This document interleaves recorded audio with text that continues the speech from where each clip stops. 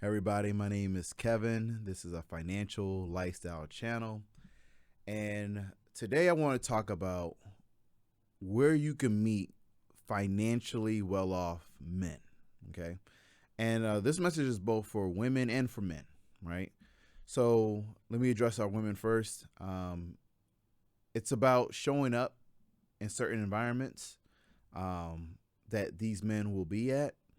And then for men, it's about um, being in these environments, not looking for women in particular, but it's part of your lifestyle, right? Leave the looking to the women. That's why they're going in there. They're presenting themselves. They are presenting themselves on their outward appearance as well as their inward appearance and representation, right? Your job is to just be in those environments and that be your lifestyle. That's where you're naturally where you're going to be at, right? Because you don't want to fake the funk, right? And go out your way. You want to be like, this is where I'm at, right? So today I wanted to kind of also introduce some biblical examples of this as well to kind of like bolster up this discussion. I'm a man of God, but I also love finances as well. And I think that this is something that both men and women can take from this. So let's get into it. So two examples of women that really showed up in terms of securing the man that they wanted, right? Securing a financially stable man. The two people were Queen Esther, right, from the book of Esther, and then also Ruth from the book of Ruth, right? Both named after their names. Um, both of them coming from places of trauma. For Esther, she lost both of her parents. She was raised by her uncle Mordecai. For Ruth, she lost her husband. She also lost her father-in-law. Um, and so you're talking about not a perfect or picturesque story, right? That's why I bring that up. So let's start off first with Esther. Uh, she showed up when there was a vacancy in the queendom um, to then take on the new throne. She was competing with a whole bunch of other women, but the first step was she had to show up in King Xerxes' kingdom, right, which became her husband. And there's such a key thing in that she couldn't just show up as she came to the palace. She went through months of purification, of beautification, of etiquette, of understanding how to carry herself as a queen before she even assumed that title, right? She had to be qualified in those things. So there was a level of training, a level of education, a level of timing that went into that process, a level of investment. That's the key thing, a level of investment. And remember, this investment is on the king's dime, right? He's providing this, right? He's looking for a helpmeet to help support him in his kingdom. And so he's facilitated this process. Now let's switch to Ruth. Ruth, her circumstances, she was, like I said, she lost her husband. She's with her mother-in-law, Naomi. Um, they have to, create a living for themselves. They have to work in some type of capacity, right? Um, Naomi tells her, hey, we have a relative of the family. He has a large property. He has hired a lot of maidens, men and women. He's doing well off. He's doing pretty good. Why don't you see if you can receive some favor and glean those fields? She enters into that environment, right? She demonstrates and shows herself as a hard worker. Um, Boaz, who becomes her future husband, inquires of her and says, who's this young lady? As he's talking to his workers, they're like, oh, this is Ruth, da da da da da. He like, okay, caught his eye. He starts, making sure that, okay, I want to make sure her life is easy. She's been through some stuff. I want to make sure it's easy. She then takes a further step. And when Boaz was sleeping in the threshing floor, um, because at that time of the harvest, you want to protect, your assets and certain things. She sleeps at the foot of his bed, right? he awakes, he's startled. He's like, nobody else is supposed to be there.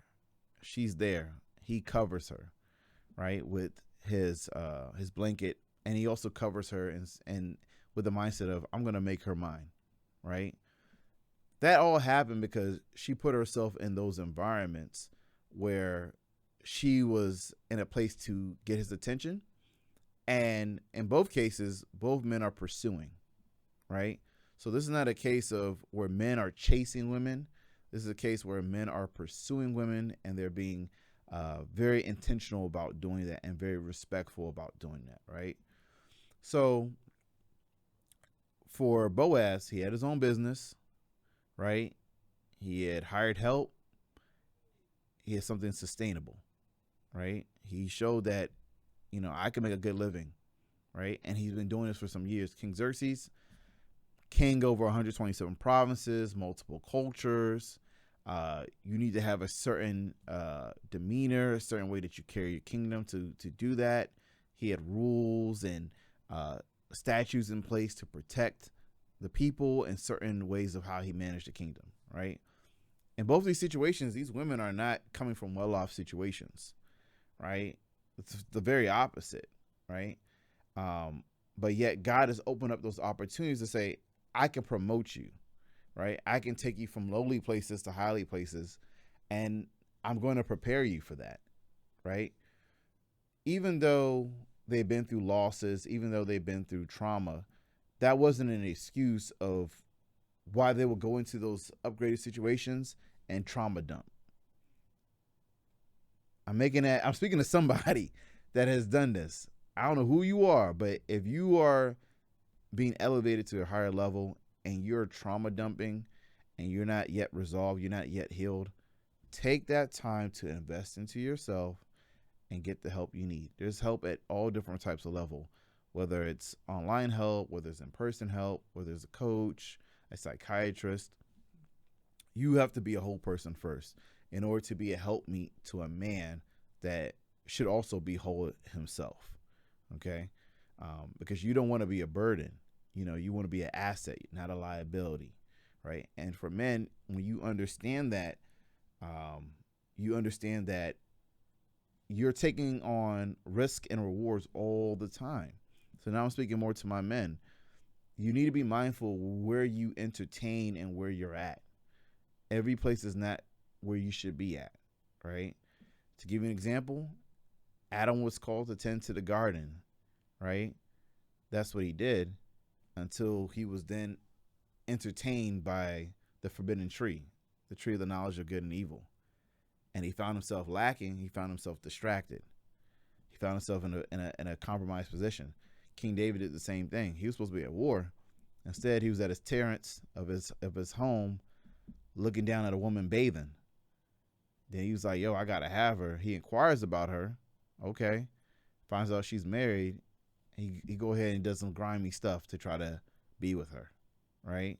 And ends up causing a world of hurt, pain, and murder, right? All in the name of trying to please his flesh, because he was distracted. He was in the wrong environments, right? So you can meet men, you can meet women in all different types of environments, but you got to be mindful that what environments you're at. Are you at the club? Are you at the bar? Are you at these places that do not benefit you? And the women that you find are going to be of low quality, right? They may look good, they may smell good, but in terms of helping you with the purpose that God has given you, they're going to be caught lacking. And you're going to be caught lacking because ultimately you made that decision to yoke yourself with somebody that doesn't match what God has called for you to be, right? So with that being said, that's how you're going to get a financially well-off man, is being in places where he's working on himself. He's investing in himself. You know what? I wasn't going to do this for this video, but I'm going to go ahead and do this, right? I'm going to list some places where, if you're a woman, where you can meet these men. And if you're a man, you should already be in these places, right? No particular order. Whole Foods. Number one, Whole Foods, right? Whole Foods demonstrates that you care about your health. Health is wealth. It also demonstrates that you are of a certain financial level, because Whole Foods does cost. I'm on the East Coast, so I mentioned Whole Foods. It could be a Whole Foods, a Harris Teeter, or Trader Joe's. If you're like in Texas, it could be a Central Market. You know, wherever is the affluent grocery store, that's where, as a man, where you want to be, and as a woman, that's where you want to meet those men. Right? They're there, right? They care about what they put in their body. They may be fitness minded, etc., etc. Right? It also shows that to be sustainable, you got to be making a certain type of money. You also have to be mindful of your budget, right? Nobody's trying to go broke over trying to get groceries. And maybe when you first start off as a man, you can't get all your groceries at Whole Foods. Maybe you get an item or two. As a woman, you're like, I'm not really shopping. I'm just kind of just going through the aisles, just feeling the vibe, feeling the energy. I'm at a place where I am able to buy all my groceries at Whole Foods, but whatever place you're at, you just need to work according to that. Like, don't fake the funk, right? It's really about the vibe, right? It's like designer groceries. Like, that's the real thing you're trying to get from Whole Foods, is that people have a certain mindset. People carry themselves a certain way. You're not really going to these places and seeing people stealing or doing, poor behavior that's unbecoming of where you want to be, right? Number 2, public transit. Man, this is one of my favorite. I'm in the Washington D.C. area, so I have access to public transit. I do not have a car. That's by choice. I had my car stolen, by the way, last year. So that's changed my mindset about certain things. But I take the train and I fly, right? The train is a great place to for a man to observe his space, his surroundings, but also to get business done. There's nothing like being in a public space where you're not having to focus about getting from point A to point B. You are being chauffeured, right? So you can spend time reading, planning, meditating, grounding yourself. And you can also spend that time, if you see somebody of interest, you can introduce yourself. You can set up the date. You can talk further, beyond that point. But there's people of all walks of life, Same thing with the plane. Not so much the physical plane itself, but I've done this. I've gone to the airport, right? And just before the pre-check area, and I see all types of beautiful women. And so they're going back and forth. Same thing with men, handsome men. I'm not into men, by the way, but I'm just saying, like, people are doing stuff with their lives. They're doing stuff with their money. They're investing into themselves. These are places that you're going to find more affluent people, right? These are people that are being mindful about where they're at and mindful about their time and the precious resources that they have available to them. So as a woman, you want to position yourself in those places. Don't just go in there, dressed in baggy sweats. You know what I mean? Hey, you can put that Lululemon outfit on. You know what I'm saying, man? You can put that button down on. You can look presentable. You just never know who's looking or whatever. And then maybe another place. That was 2 or 3. I can't remember. We said Whole Foods. We said dang, I'm over here forgetting. Whole Foods, the train or plane, and then the next place we're going to talk about is the gym. And not just any gym. We're going to talk about high-end gyms. If you have access to a high-end gym, it's a lot different. Like, trust me, like when it comes to working out, you can work out anywhere. You can work out in your home. You can work out at a park. There's a lot of places where you can work out. But when you go to a high-end gym, for one, you got to have some money. Like, I pay $110 for my gym membership every single month, right? Do I need $110 a month membership to get a workout? No, I can go to Planet Fitness for like $10 a month, right? But the clientele that's at Planet Fitness is going to be different than at my designer gym. It's just what it is, right? There's a different level of men and women that are in that gym. and I love it. You know, they could work out anywhere, but they chose to work out here. They chose to work out in this environment, right? It's the same reason that you can go to any school that you want to, any college or university, but there are certain prestigious classes that come with certain universities versus others. And you rub elbows with certain people that ordinarily you may not rub elbows with because they're not at the common places. They're at the more exclusive, class oriented places, right? And I'm a person, I believe in classism to a degree.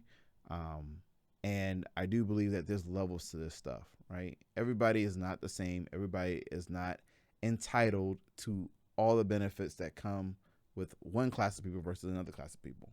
I'm not into, taking away and disenfranchising the poor or those that have less than, but I am a person to say, hey, if you put in the work, you should have access to a different set of privileges.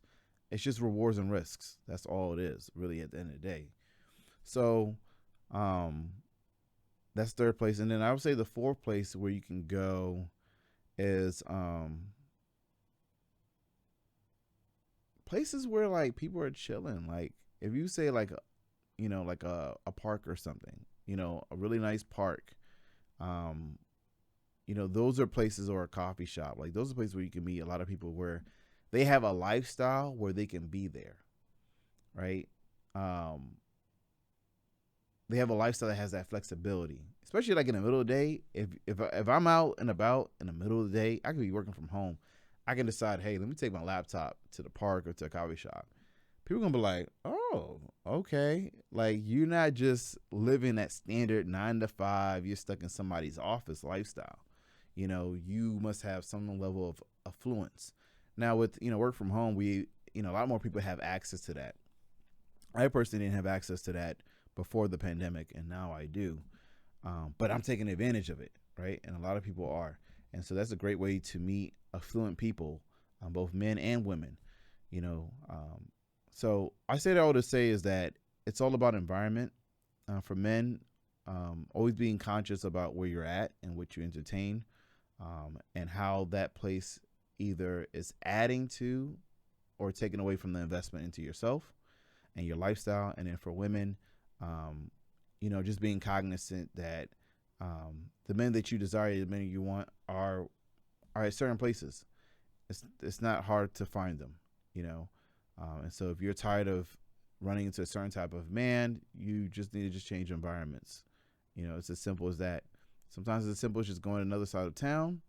Sometimes it's more drastic of, going to another state or, going to another part of the country or the part of the world. You never know.